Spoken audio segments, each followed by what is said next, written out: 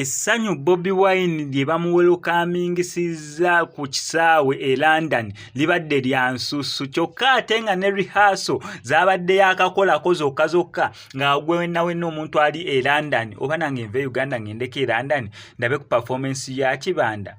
naye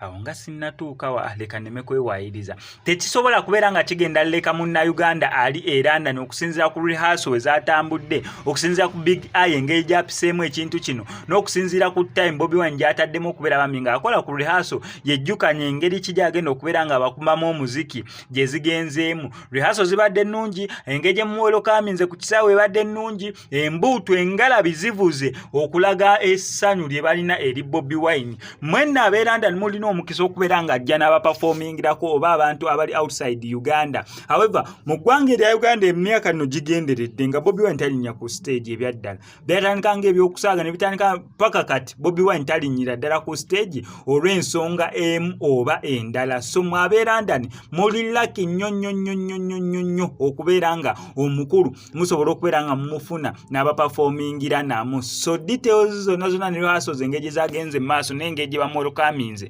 ekiro kya lunaku lwa leero kyagenda okubeera nga aperformingirako e London. Byonna bye bino naye nga sinabeera nga mbikuteako kankusaba mbe subscribing and Kose Max Media tujja kubera nga missing updates naddala nga zino.